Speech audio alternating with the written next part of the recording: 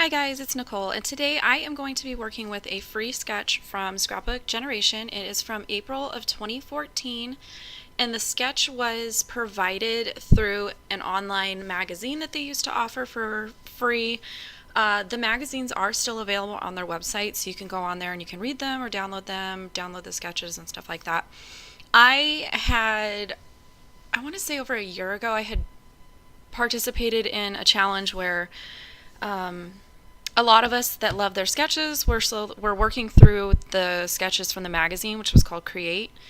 And so I had made myself like a little list, and it had all the single page sketches, the double page sketches, the cards, and the tags. And I'm still slowly working my way through them. And so for the Sketch It video that I'm doing this month, I just kind of went to that drawer in my room and pulled one of these sketches that I had already printed my photos and matched them to a sketch, and had kind of made myself a little note as far as what papers I wanted to use and stuff like that.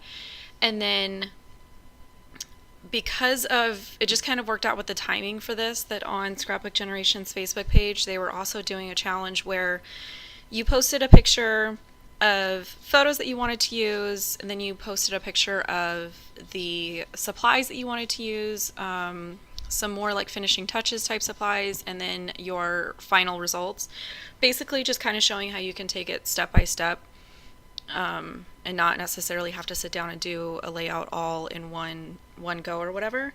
So it was just kind of nice that while I was working on this video for the design team, I was also participating with a little challenge that they had going.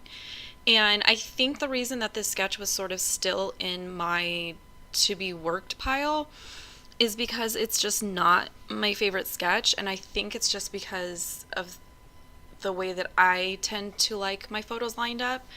But I also didn't want to completely redo the photo arrangement. Like, I kind of wanted myself to force myself to follow the sketch in some way.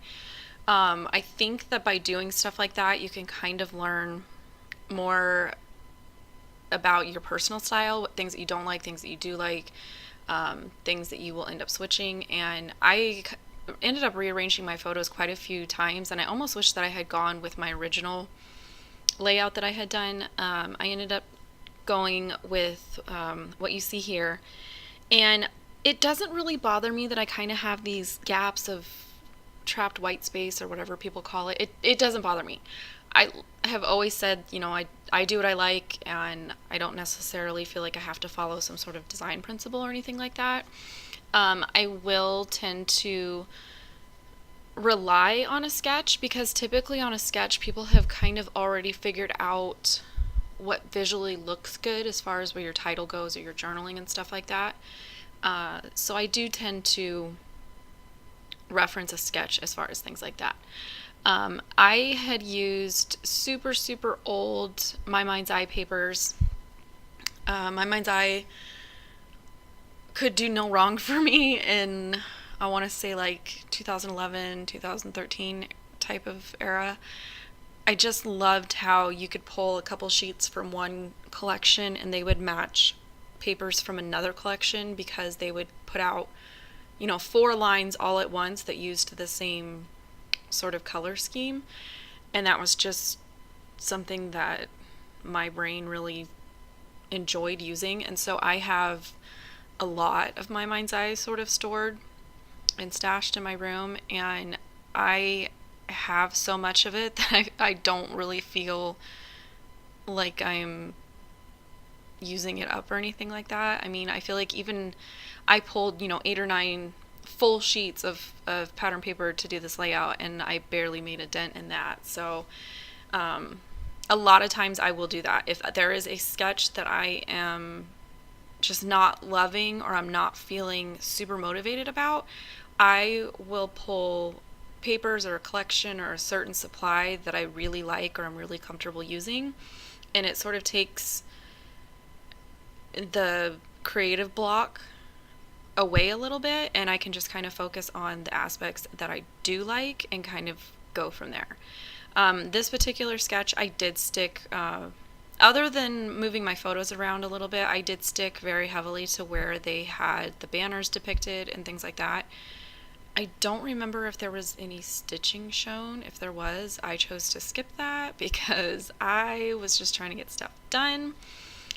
And I do apologize that for a while my videos are going to look weird because I got new lighting installed over my desk specifically for filming, and I feel like half the time it looks good and half the time it just looks very washed out and blue like it does here.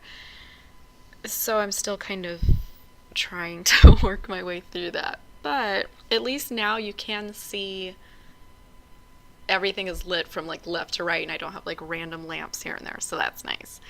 I had pulled basically just a bunch of alphas that matched one of the sheets of paper that had a bunch of colors on it. And that's just what I like to do. I like to wait until I figured out what my title is before I figure out which letter stickers I'm going to use. And so I just decided to go with Cute as a Button. Thank God for Scrapbooking Friends, because I could not think of anything. I think it was just the mental block of pushing myself to use a sketch that I wasn't loving, and two of my friends suggested that title, so I just went with it. And I like to mix multiple fonts and stuff like that, and so usually I'll have like those little square shaped letters mixed with something bigger and brighter and more fun. And then I just used a bunch of different stuff from my stash. I have these really old adhesive buttons that I have kept because they already have adhesive on them and they're really easy to use, and I have them in every color. So I do like to pull them out every once in a while and go ahead and use them. I also used some enamel dots that I had, which are actually pretty new because they're Pink Fresh Studio. So I'm not sure what line that they were supposed to match, but they had two different shades of purple in there that actually matched really well. And then I am going to use these Nuvo drops. I don't know the name of the color because I'm not upstairs right now, but they're basically like a translucent pink color. They looked okay when I was putting them on, but then when I came back and they dried, I don't know that I'm just not a fan of the translucent ones, because anytime that I use the more opaque colors, they come out really well. But it was one of those things where the layout's done, I'm moving on type of thing. So I basically just put circular dot button type embellishments in places that I felt like they looked good. This is usually the point in a layout where I stop paying attention to the sketch and I start putting things where they just make sense to me. I chose to do my journaling in strips because, like I said, at this point the sketch was who knows where on my desk. Strips are easy in my mind to pretty much fit anywhere on a layout. So that was what I chose to do with these. And then normally I would ink the edges of my journaling strips to help them just kind of stand out more on the page. But I felt like because I didn't ink the edges of any of my papers that I was just going to leave them white. So usually I'll either ink everything or ink nothing. And usually I will ink. But again, I think it was just this, trying to challenge myself to work through this sketch just kind of threw me off for a little bit. I'm not like loving how the layout came out, but I am glad that I stuck with it, and I think that it's easy to kind of end up with a layout that you love when you love the sketch from the get-go.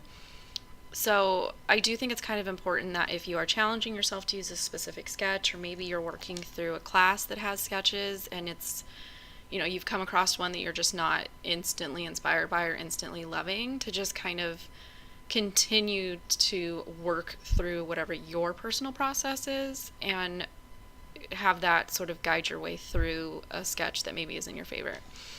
I did just go ahead and add a couple little random stickers that I had from other My Mind's Eye collections, and then that was pretty much it. I do try to go ahead and date my layouts while I'm working on them so that when I put them in my albums, they're already ready to go and I don't have to go back and look up the date.